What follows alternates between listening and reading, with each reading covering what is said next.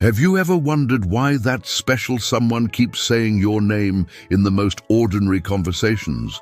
Why do they search for your eyes when they think you're not looking? And most importantly, why did Freud believe these small gestures reveal more than 1,000 words of love could ever express? Picture yourself at a dinner party with friends. They're talking to everyone, laughing, joking around, but every time they tell a story, their eyes land on you. When they mention a place they've visited, they always add, "We should go there together." It seems random, but according to Freud, nothing is ever truly random. The father of psychoanalysis taught us that the unconscious speaks through slips, repetitions, and seemingly involuntary gestures. When someone repeatedly says your name, they're literally programming their mind to think about you. It's an unconscious mechanism of emotional possession, a form of psychological marking that happens without their awareness. Today, we'll discover together 6 powerful signs that reveal when you've already entered someone's deepest thoughts, even when that person hasn't realized it yet. If you want to continue exploring the secrets of human behavior through Freud's brilliant insights, make sure to subscribe to this channel. The first sign will surprise you because it's all about how they repeat your name. If they repeat it often, you're already in their thoughts. This phrase captures one of Freud's most fascinating discoveries about the human psyche.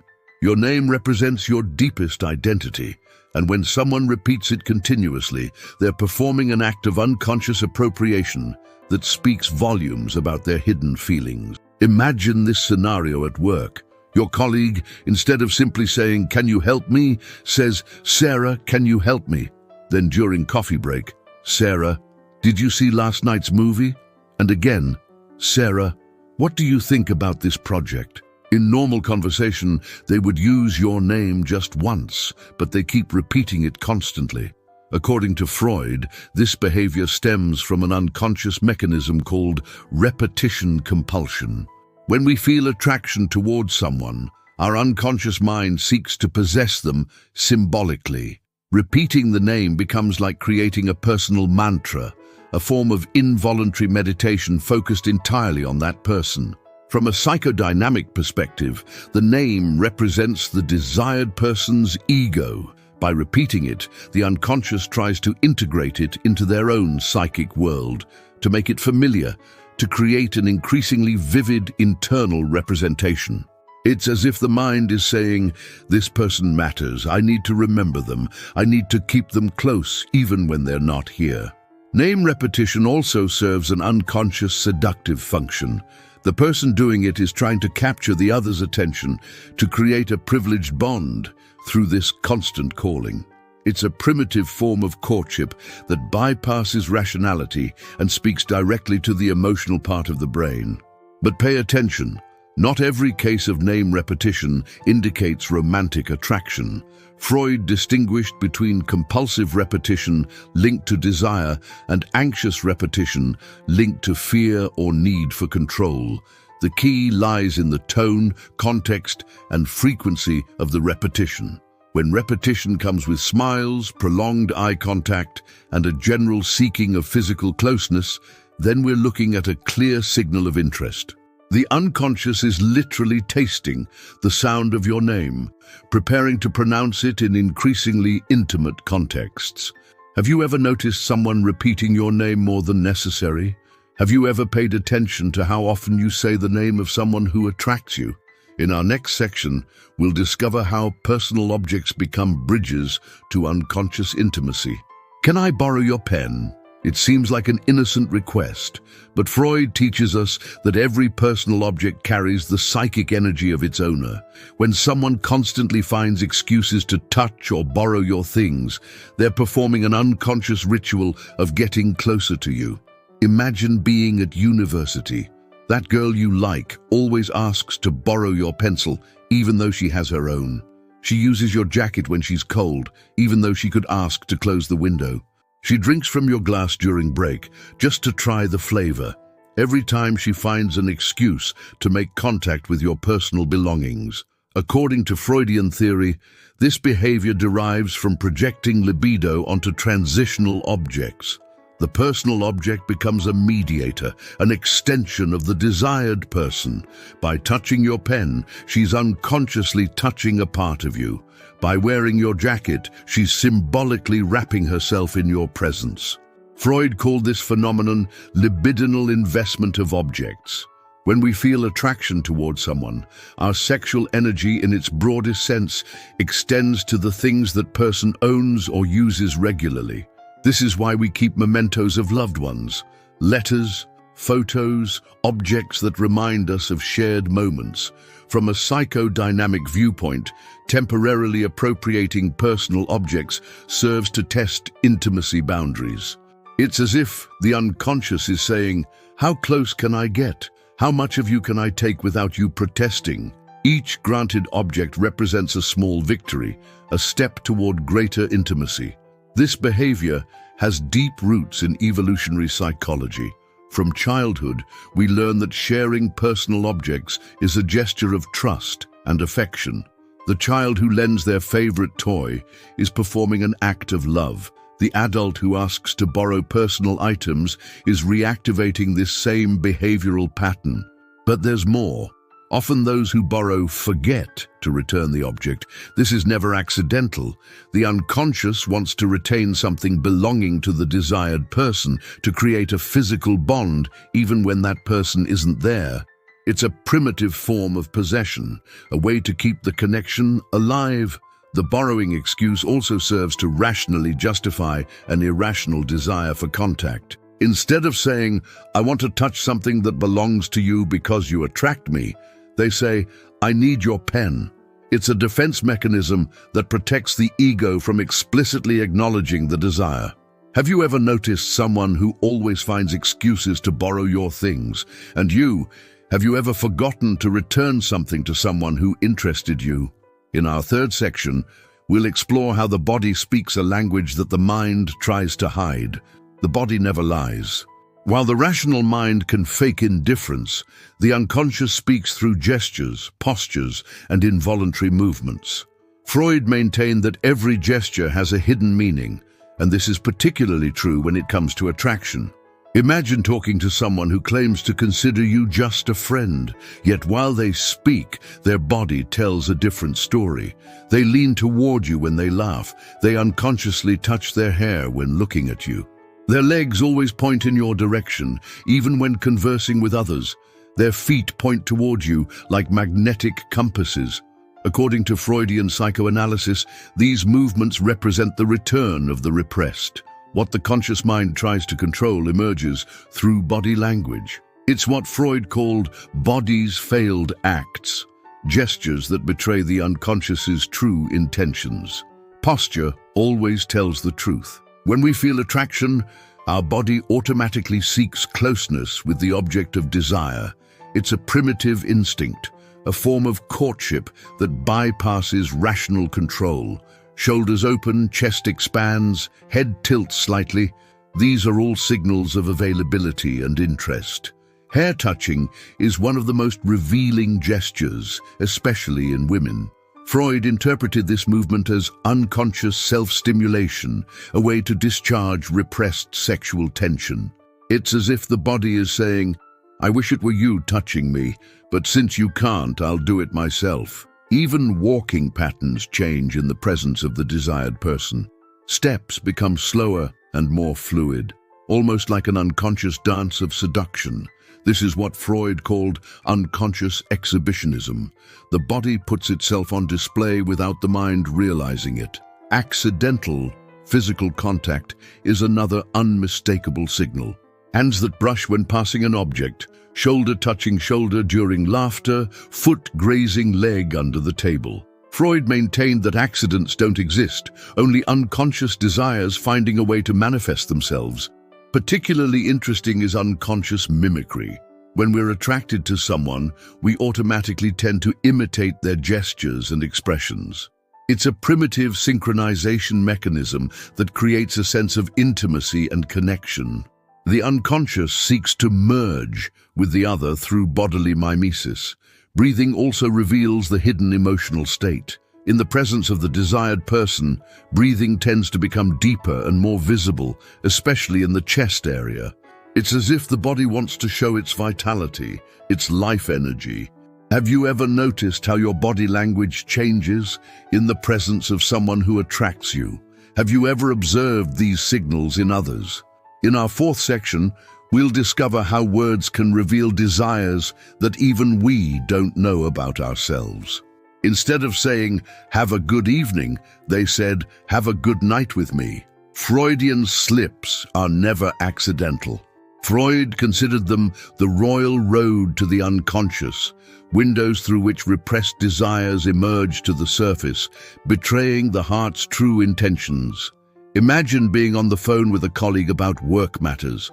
During the conversation, instead of saying, "Let's talk tomorrow about the project," they say, "Let's talk tomorrow about a date." They immediately correct themselves, laugh embarrassedly, but the damage is done. The unconscious has spoken, revealing a desire that the rational mind was trying to keep hidden. According to Freud, slips represent a conflict between psychic censorship and repressed desire. The conscious mind wants to maintain appropriate and socially acceptable behavior, but the unconscious pushes to express emotional truth. In this clash, sometimes the unconscious wins and true words slip out like water from a breaking dam. Attraction-related slips have specific characteristics. They often involve words with intimate or romantic connotations: date instead of meeting, together instead of in a group, night instead of day. It's as if the unconscious tries to transform every neutral situation into a possibility for intimacy. Particularly revealing are slips that substitute names. When someone accidentally calls their partner by your name, or calls you by the name of someone significant in their life, they're revealing the importance you occupy in their psychic economy. The unconscious doesn't distinguish between reality and desire. For it, you're already part of their intimate life. Freud also identified writing slips. Messages where instead of writing office, they write in bed, or where they involuntarily forget words that would make the message less intimate. Every typo that creates a romantic or sexual undertone is never accidental. Verbal failed acts also include involuntary promises, saying, "I'll take you to dinner," when they meant, "I'll give you a ride," or "when we live together," instead of "when we work together." These are unconscious projections into the future, manifestations of romantic fantasies that the rational mind hasn't yet authorized. An interesting phenomenon is the reverse slip, when someone tries so hard not to say something compromising that they end up saying it. It's the mechanism of reaction formation. Excessive control betrays exactly what they wanted to hide. Slips also reveal the level of desired intimacy. Those who say love instead of friend, or honey instead of the proper name, are expressing the degree of emotional closeness they unconsciously desire. These are calls from the unconscious, attempts to transform reality through words. The frequency of slips increases in situations of emotional stress or physical proximity to the desired person. It's as if the presence of the object of desire makes it harder for psychic censorship to maintain control. Have you ever noticed other people's slips? And have you ever said more than you wanted to reveal? In our fifth section, we'll explore how the unconscious constantly seeks excuses to prolong contact. I need your help with something urgent. I have to ask you for important advice. I have a problem that only you can solve. When someone continually finds excuses to contact you, they're not seeking solutions to their problems, they're seeking you. The unconscious is a master at inventing rational pretexts for irrational desires. Imagine receiving almost daily messages from someone who always has emergencies to discuss with you. Their questions could easily find answers on Google or could be directed to anyone else, yet they always seek you out. Do you know how to do this thing? Would you give me an opinion on this? Could you help me choose? Every request is technically legitimate, but the frequency reveals the hidden agenda. Freud explained this behavior through the concept of rationalization. The unconscious creates logical justifications to satisfy emotional needs that the conscious mind isn't ready to admit. Instead of saying, "I want to spend time with you because you attract me," the unconscious invents problems to solve, advice to ask for, favors to request. The choice of help type isn't random. Often it involves matters requiring physical closeness. "Can you help me move this furniture?" Emotional intimacy, "I need to vent with someone I trust." Or specific expertise, "You're the only one who understands these things." It's as if the unconscious strategically chooses pretexts that value the relationship and create a sense of uniqueness. Particularly revealing is when these helps extend beyond necessary. Advice that would require 5 minutes becomes a 2-hour conversation. A repair that could be done alone becomes a shared project. The unconscious subtly sabotages efficiency to maximize time spent together. Freud also identified the phenomenon of artificial functional dependence, creating situations where one's life seems to depend on the other's help. "Only you know how this thing works. I could never make it without you. You're the only one who truly understands me." These are statements that create a sense of indispensability, psychologically binding the other to oneself. The timing of these requests is often strategic. They arrive during moments of solitude, weekends, evenings, or when they know the other is available.